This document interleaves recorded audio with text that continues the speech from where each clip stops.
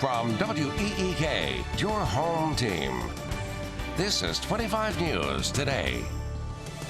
And good morning. Welcome to 25 News Today, 6:30 now on Thursday, Friday Eve, getting close to the end of the work week and closer to warmer weather, or no?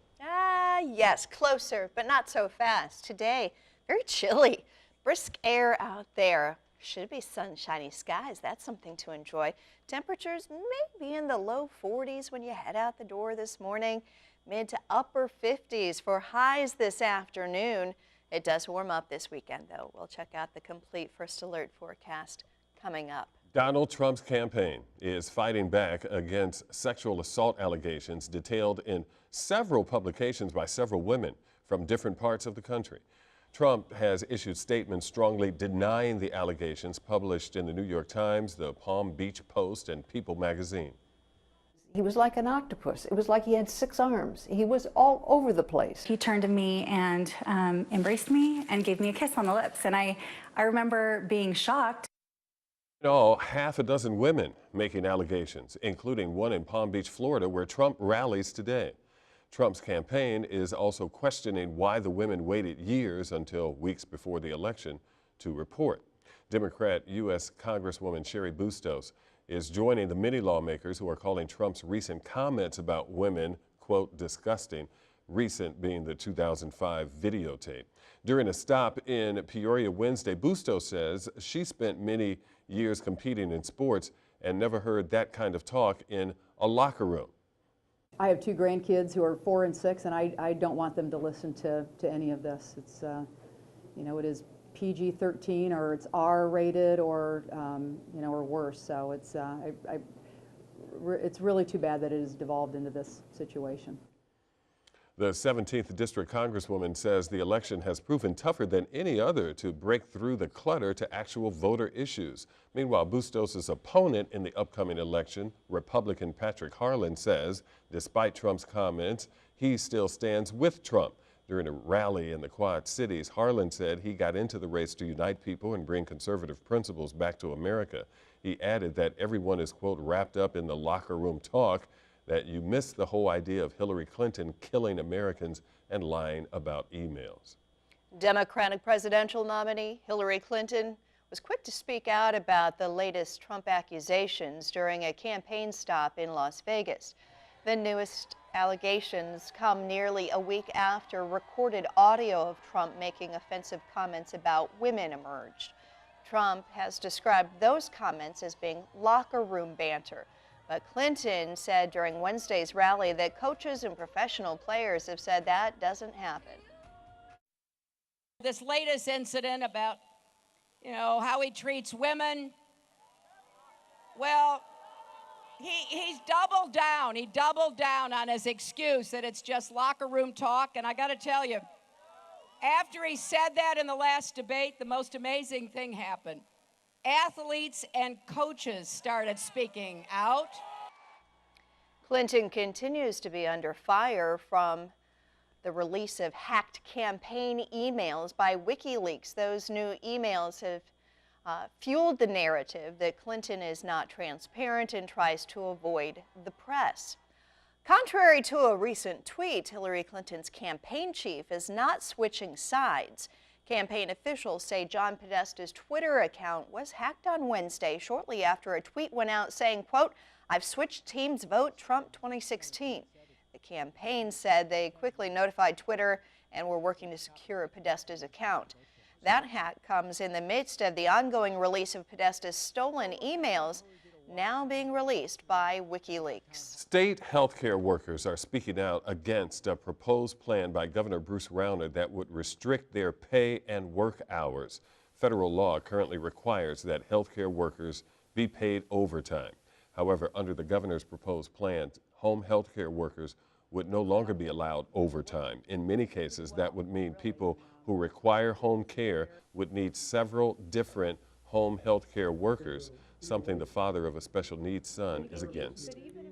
With these new people coming in, he's very uncomfortable with them, which is not good for him or anybody else. I actually think Ronner should put himself in our position, come do our job for a day, come sit with somebody that's dying or needs to be taken care of 24/7. That takes a toll on you physically, emotional, and you have to set your family needs aside because you don't want to neglect somebody else's. The Illinois Labor Relations Board has issued an unfair labor practice complaint alleging that the state unlawfully implemented that policy. Renovations are now complete and the Russ Transitional Center in Pekin is officially open. After funding from the state was dramatically cut due to last year's budget impasse, the local Salvation Army decided to close the center back in June. The money saved from the closing went toward much-needed renovations there. You know, it gives a lot of dignity to our residents. They're not having to live in, you know, a place that I wouldn't want to live in. So I have a military background, and these are better than any barracks that I ever lived in. In addition to the new improvements, the shelter has also increased its capacity from 26 beds to at least 30. However, the shelter has temporarily changed its policies and is no longer allowing single men to stay there. Staff say they already expect to be at or near capacity by later today. 3 fires in as many days have Pekin firefighters urging precaution during National Fire Prevention Week. One fire in the 1500 block of South 5th Street in Pekin Tuesday afternoon displaced the Miller family. The family says no one was hurt, but a pet did perish. That house is considered a loss, and the family did not have renter's insurance. Honestly, you never know what's going to happen.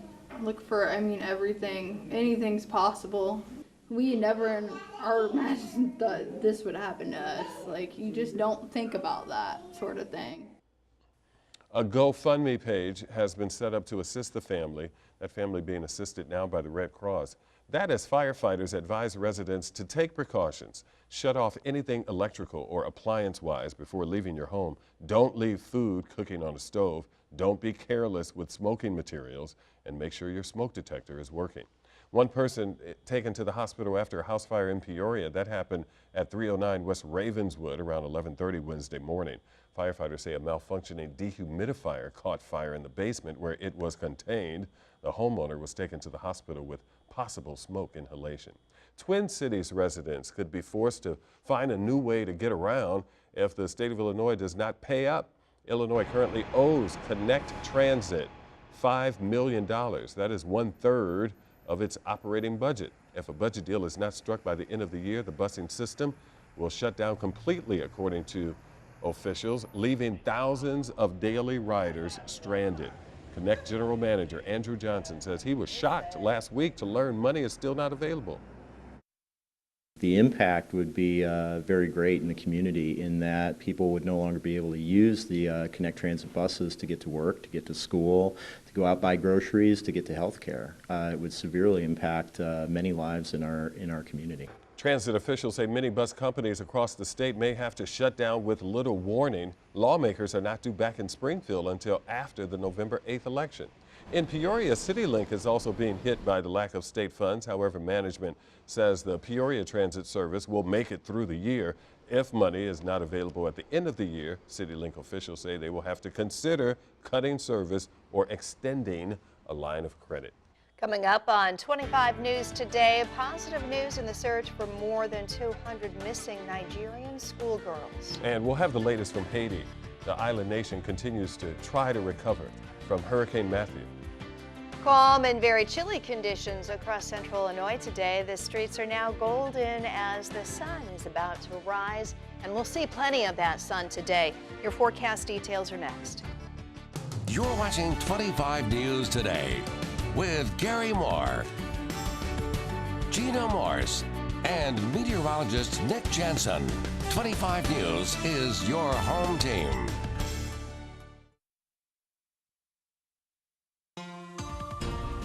Good morning, Central Illinois. Just about 6:42 on this Thursday morning. Much cooler temperatures in store for the day, but plenty of sunshine on the way.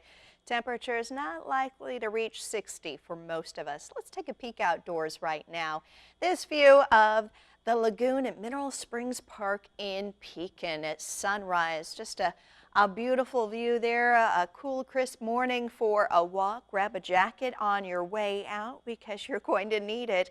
Much cooler air over central Illinois today. Some patchy frost even possible, especially west of the Illinois River. Lots of sunshine, though, and mostly clear skies then tonight. Calm conditions, still very chilly temperatures. Partly sunny skies on the way for the weekend, and a warming trend in store for us. Mostly dry conditions over the weekend, too. Temperatures around the area, well, west of the Illinois River, still very chilly, just in the mid-30s. To the east of it, well, we're looking at temperatures in the low 40s.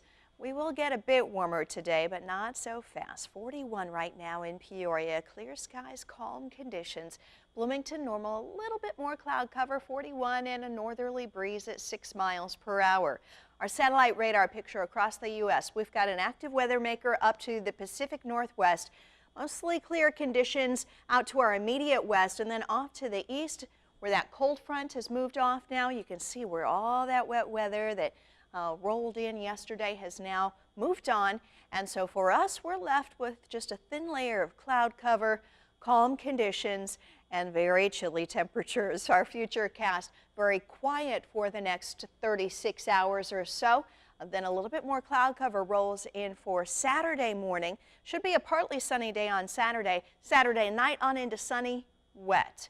59 and mostly sunny today. We'll enjoy a gentle breeze out of the north, about 5 to 10 miles per hour, but you do want to grab a jacket because it's going to feel very cool out there, especially tonight with a low around 39 degrees, mostly clear skies and a light east-southeast breeze. Our 7-day outlook warms up quite a bit for Friday night football into the mid-60s, mid-70s over the weekend, and again that overnight rainfall likely on Saturday into Sunday. After that, we'll start off the next work week warm, temperature highs around 80 degrees and lows warmer than what our highs will be today. We'll be in the low 60s to mid-60s for lows next week, and maybe some rainfall again by the middle of the next work week. Gary? It's about 6:45. Developing overnight, 2 Boston police officers are injured after being shot. The suspect in the case now dead. Police got called to an apparent domestic dispute in East Boston late Wednesday night and a report of someone with a gun. Authorities say when the officers arrived on the scene, they came under fire. Police also opened fire, they say, hitting and killing the suspect. Boston police say one of the officers was hit once or twice. The other officer was shot several times. Authorities say one of them is in the hospital being treated for life-threatening injuries. The man accused of setting off bombs in New York and New Jersey last month is due to be arraigned today. Ahmad Khan Rahami remains in a hospital where he is recovering from gunshot wounds suffered during his arrest. He will appear by video feed later today. Rahami allegedly planted bombs in New Jersey and New York. That one in New York exploded in the city's Chelsea neighborhood, injuring dozens of people. Today's arraignment is for the New Jersey charges only. Overseas now, where Boko Haram militants have handed over 21 missing schoolgirls to the Nigerian government. The militants kidnapped 276 girls out of bed in the middle of the night at a school in northern Nigeria back in 2014. As many as 57 girls escaped. Dozens are still missing and their whereabouts remain a mystery. But they are believed to be somewhere near a forest which is believed to be the terror group's stronghold. This is the largest group believed to be freed since that kidnapping 2 years ago. A United Nations official warns that Haiti could face famine and an increase in mosquito-borne diseases because of Hurricane Matthew. And the storm caused extensive damage to crops in Haiti. The damage so serious that the United Nations officials say the next 6 months could usher in a famine. The Category 4 hurricane hit Haiti's western peninsula last week with 145-mile-per-hour winds and torrential rains.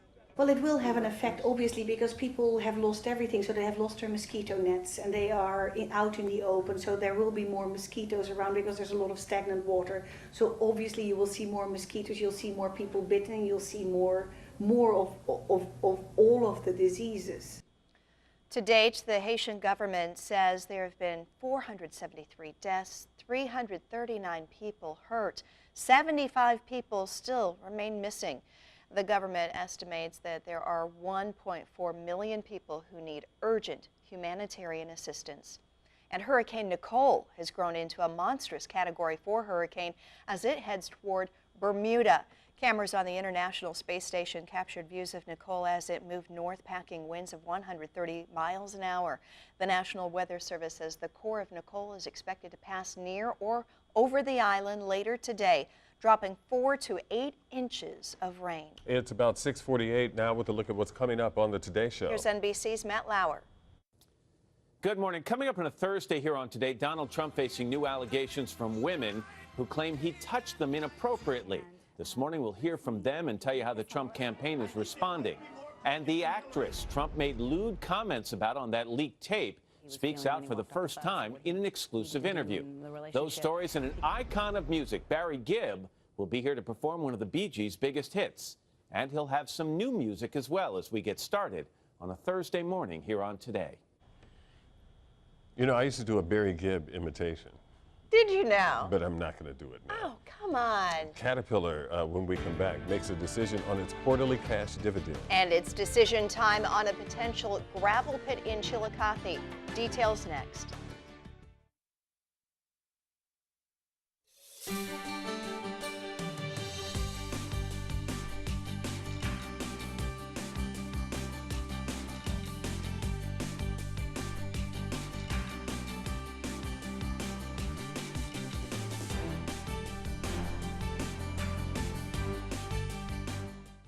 Welcome back to 25 News Today. It's about 8 minutes to the top of the hour. The Peoria County Zoning and Planning Board will decide today if a gravel pit should be put on the west side of Chillicothe. The company FLM Enterprises says an old permit entitles them to move forward.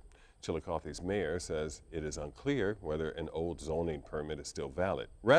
Some residents say it will negatively impact their quality of life and create safety and environmental problems. They want to see more subdivisions built on that side of Chillicothe. Caterpillar's board of directors has voted to maintain the quarterly cash dividend of 77 cents per share of common stock that is payable in November. This extends CAT's track record of paying higher annual dividends to shareholders for 23 consecutive years. The Peoria-based heavy equipment maker's CEO says the company's balance sheet remains strong. Doug Oberhelman says cost restructuring, including thousands of layoffs worldwide, has allowed Caterpillar to improve its competitive position and reward shareholders. Since 2007, Caterpillar's cash dividend has more than doubled. The company is also expected to release its third quarter numbers later this month. A Central Illinois holiday favorite needs your help today to kick off the holiday season. The Festival of Lights is looking for volunteers to help get floats ready for the Parade of Lights on November 19th. Several floats are in need of upgrades, including replacement lights. Volunteers of all ages are welcome, although children do need to be supervised by an adult. Very exciting. The festival is one of my favorite things. I think it's a wonderful tradition for Central Illinois. We have people now who were little and now they're bringing their little kids to it. So I think it's one of everybody's favorite holiday celebrations. Those interested in volunteering are urged to contact the parade chair through the City of East Peoria. It's time to see what's trending this morning on social media. Let's go to Dallas, Okay. Texas, and celebrate the debut of a new arrival. Visitors getting a peek at the zoo's baby elephant, baby Ujabu. Ujabu, that's cute. Yeah, and his mom cautiously stepping out to greet the crowds Wednesday. You know, animals are so different than humans. How soon do humans walk? What, 2 years old or something? Oh, a little earlier, but you're right. Yeah, I mean, that baby elephant was probably walking within hours. Within hours. Look at that. And he's 332 pounds. Is that all? Hey, you're wearing purple today. I am, in honor of Prince. The official Prince tribute concert takes place tonight in Minnesota. Performers include Stevie Wonder, Christina Aguilera, Chaka Khan, and Morris Day and the Time. The superstar died in April at his Paisley Park estate from an accidental overdose of fentanyl. He was 57 years old. And we'll be back in a moment. It's 6:57. The drive this morning should be dry. Clear skies hanging out over the northwest side of Peoria. U.S. Route 150 War Memorial Drive. Now the pavement is wet, however, in Peoria Heights. Route 29 Galena Road southbound between Terrace Court and St. Jude Court. The right lane is blocked due to a water main break and water on the pavement. You'll see some orange cones still on University between Forest Hill and War Memorial, and the Cedar Street Bridge remains closed until the end of November. Temperatures and conditions for your drive today. How about low 40s as you head out the door? Mostly sunny skies throughout the day and a chilly high just in the upper 50s. The Connect Transit busing service could completely shut down at the end of the year if the state of Illinois does not reach a budget deal. Illinois currently owes Connect Transit $5 million. That is 1/3 of its operating budget. Connect Transit's general manager says he was shocked last year to learn money is still not available. State healthcare workers are speaking out against proposed plans by Governor Rauner that would restrict their pay and work hours. Federal law currently requires that healthcare workers are paid overtime. However, under the governor's proposed plan, home healthcare workers would no longer be allowed that overtime. And renovations are now complete, and the Rust Transitional Center is officially open after funding from the state was dramatically cut due to last year's budget impasse.